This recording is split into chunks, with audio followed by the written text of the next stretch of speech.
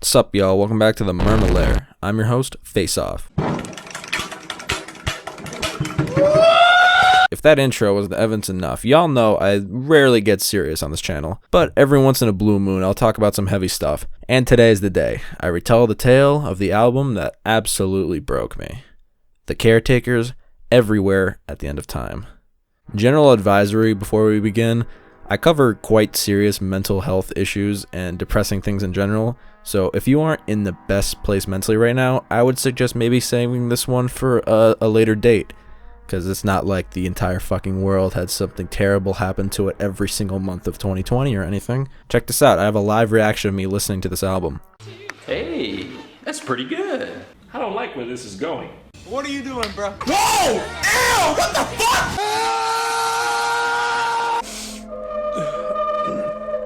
Shit. Okay, that's the last meme of the video, I promise. So, I think we should start where all great stories begin. The beginning.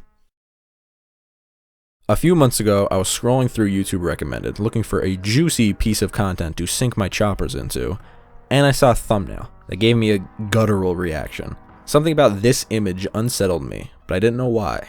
It caught my attention. Thus, after one looks at the thumbnail, I looked at the title, and the video was titled The Caretaker Everywhere at the End of Time, Stages 1 through 6 Complete. Which got me questioning, is this like an album or something to that extent? But just as I thought, I stumbled across my next gym album. I glanced at the time code. 6.5 hours. This project is over 6 fucking hours long. And I thought Drake's Scorpion was too long, didn't? Funny. After seeing this, I quickly realized this wasn't going to be something I was going to listen to in my next workout.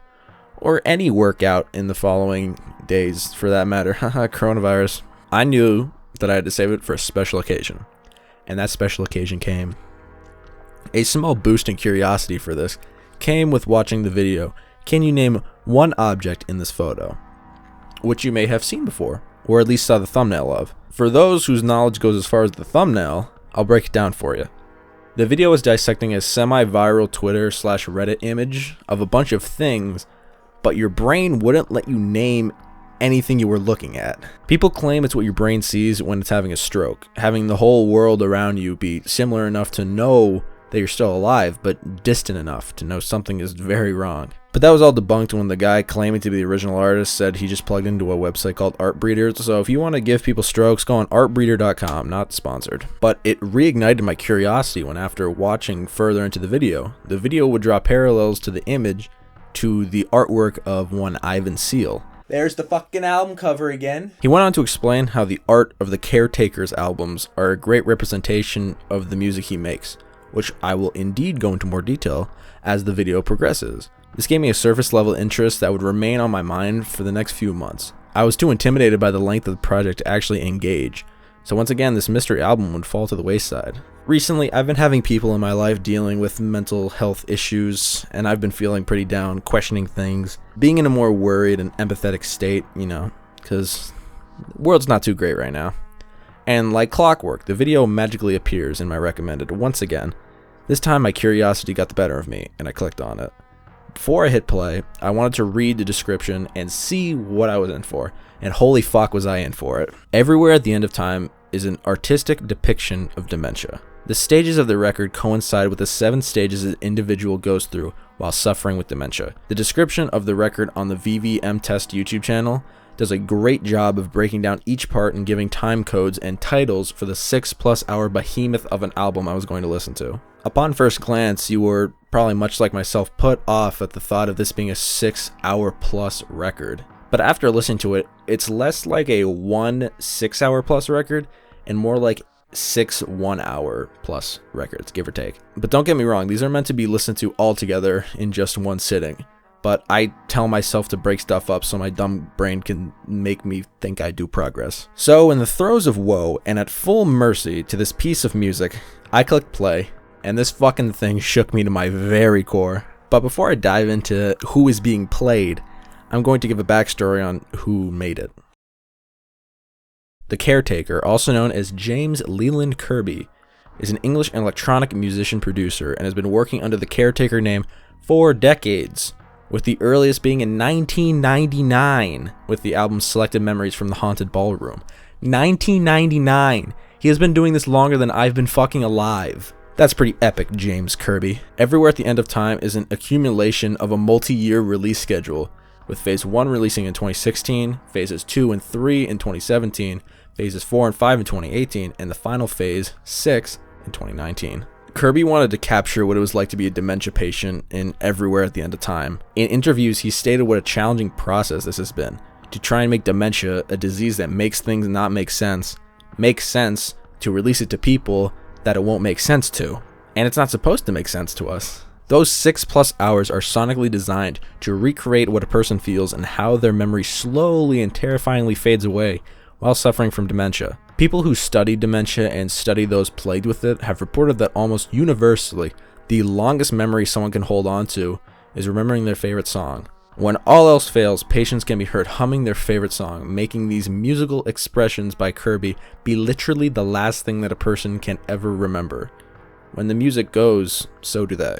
He seems like a very intelligent and kind man, so knowing that someone so interested and fascinated by this topic wants to make this multi-hour musical experience just out of plain passion, I had to give the same passion back, you know?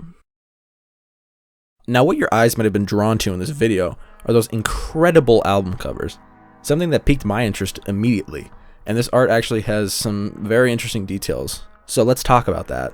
My theory with the album covers of this project can have parallels drawn between them and the self-portraits of artist William Utermalin.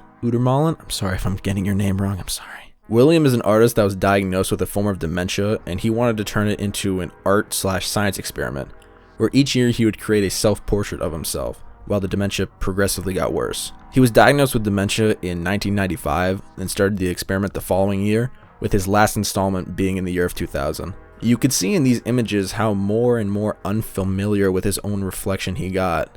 He looks into the mirror and doesn't recognize what he sees in his reflection. Scary shit, right?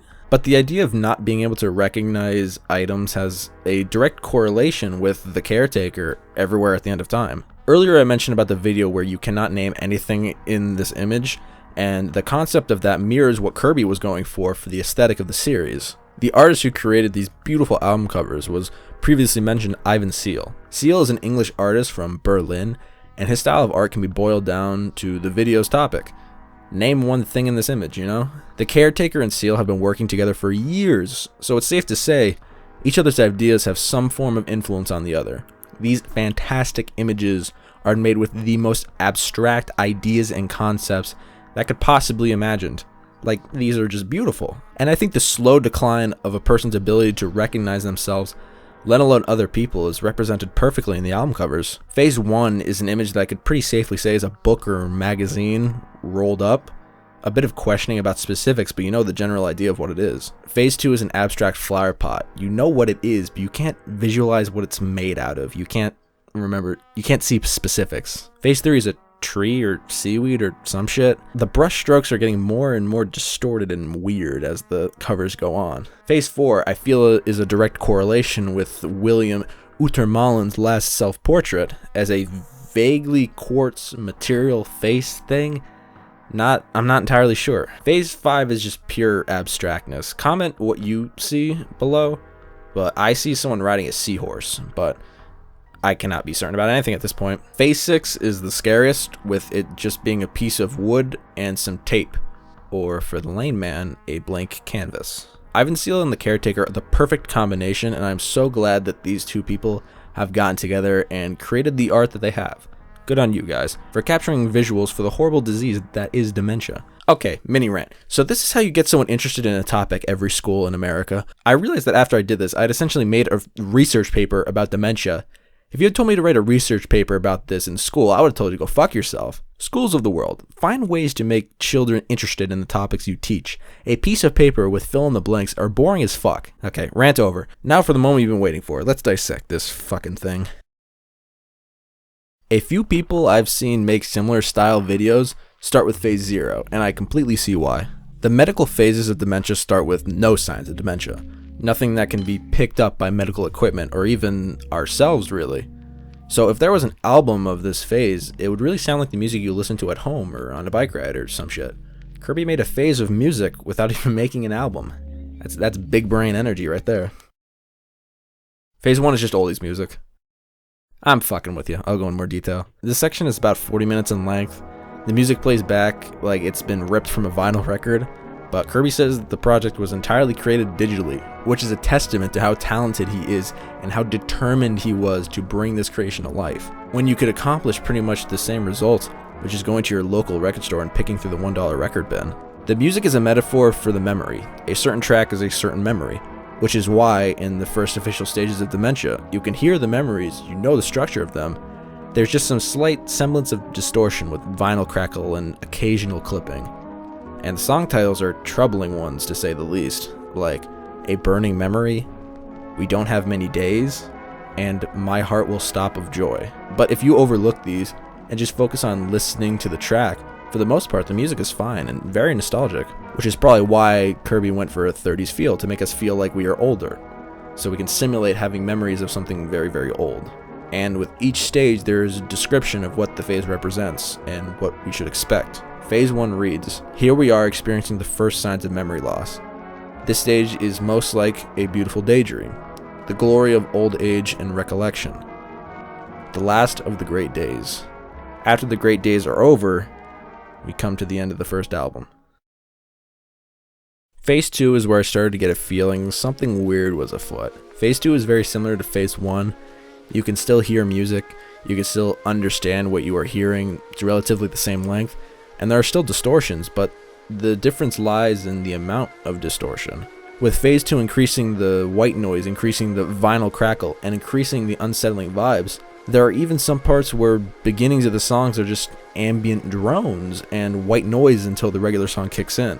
The names of the tracks on Phase 2 grow more eerie as well, with tracks like A Losing Battle is Raging, Glimpse of Hope in Trying Time, and The Way Ahead Feels Lonely.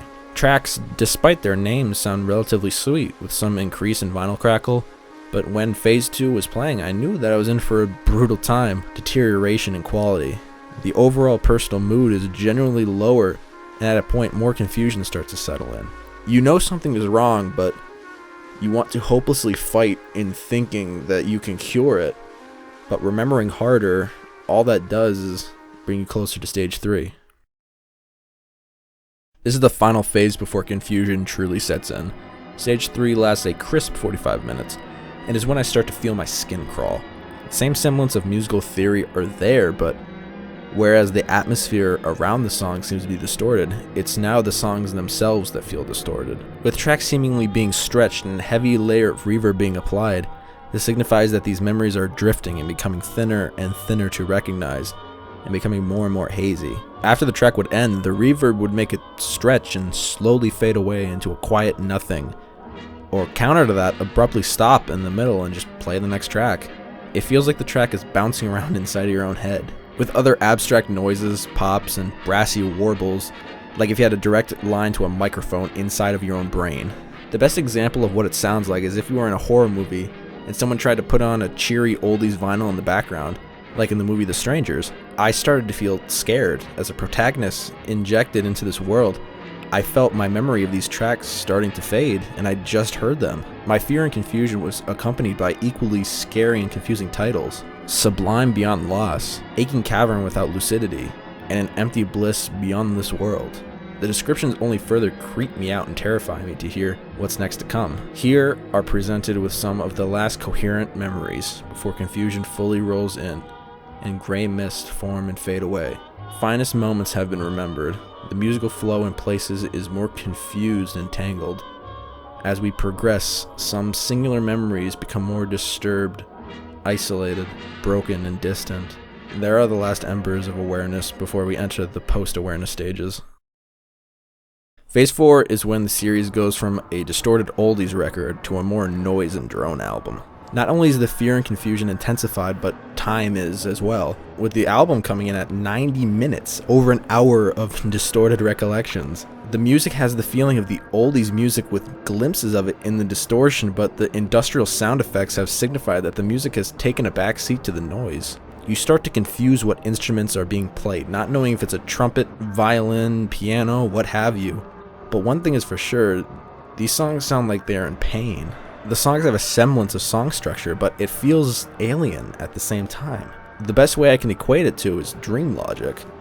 There could be crazy bullshit going on, and when you wake up and realize that nothing that you dreamed made any sense, but when you were in the dream, the abnormal becomes normal. The tracks went from short 2 to 4 minute songs to 20, 30 minute songs. These phases have only 4 tracks, and all but one are titled Post-Awareness Confusion, and the other is titled A Temporary Moment of Bliss. And with the description, Post-Awareness Stage 4 is where serenity and the ability to recall singular moments gives way to confusion and horror. It's the beginning of an eventual process where all memories begin to become more fluid through entanglements, repetitions, and rupture. Like the odd title out said, that would be the last somewhat clear memory I could hear before a deep, quick descent. Phase 5 is the last cry of wanting to remember, but the music speaks for itself. The distortions are too much to recognize anything cohesive. The music fades away to confusion, like the tracks themselves have been stretched to 1,000 times what they were supposed to be, with litters of industrial movements and grinds peppering the instrumentals, almost to the point where you can't even call them instrumentals, where they're not instruments, rather noises of what used to be instruments, now used to recreate what I can only equate to a broken record player, constantly playing in your head when you try to remember something. On occasion, it sounds like memories have overlapped each other and play at the same time, with one in the right channel and one on the left, disorienting you, making you question if either of these memories truly existed, or if it always sounded like that. I would become entranced. I hated the noises I was hearing, but I would be unable to remove my headphones. The morbid fascination of the project has taken full effect on me. Much like the previous section, this album is a slog as well, clocking in at 90 minutes. The tracks sound like they are screaming, and if you jump into the stage without experiencing the gradual decline in sanity, you would assume that these noises are a terrible electrical glitch in your device. The tracks are divided into 3 parts. A double part titled Advanced Plaque Entanglements, Synapse Retrogenesis, and Sudden Time Regression in Isolation. And with the description of Phase 5, isolation seems to be the only thing left to explore. Post-Awareness Stage 5, Confusion and Horror. More extreme entanglements, repetition, and rupture can give way to calmer moments. The unfamiliar may sound and feel familiar. Time is often spent only in the moment leading to isolation. Phase 6. No description, 90 plus minutes, no semblance of the original music, no grasp of reality, no turning back. The album has fully converted into one of the most horrifying noise albums I've ever heard. With deep, devastating drones and humongous walls of sound, the fear has fully set in. The previous 5 stages had descriptions, but this one lacks one. Only one sentence reading Post-Awareness Stage 6 is without description.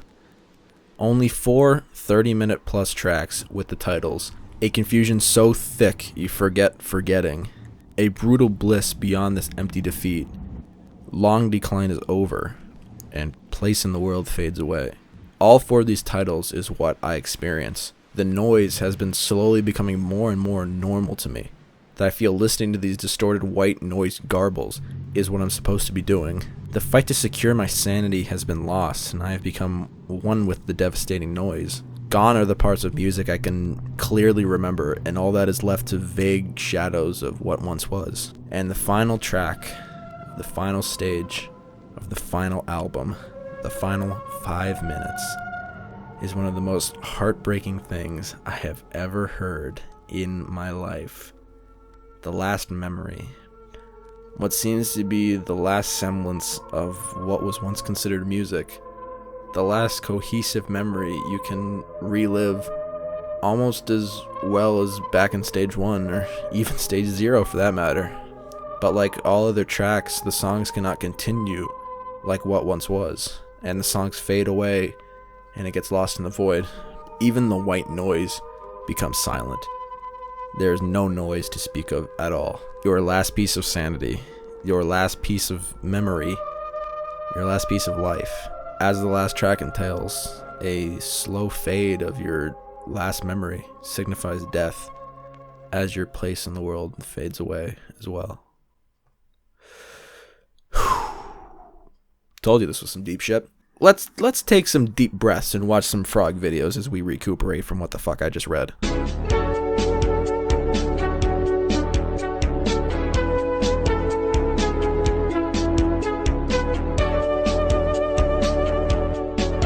I've listened to this project through twice, and each of those times, I've been absolutely devastated. Leland Kirby set out to simulate the crippling illness that was dementia, and he did an incredible job, even though with the success comes horrible side effects. After I listened to these, I now look at the world a bit differently. I now treasure moments, and I have a newfound appreciation for photos taken of those good times, because back in the day, in the 30s, they didn't have photos to remember.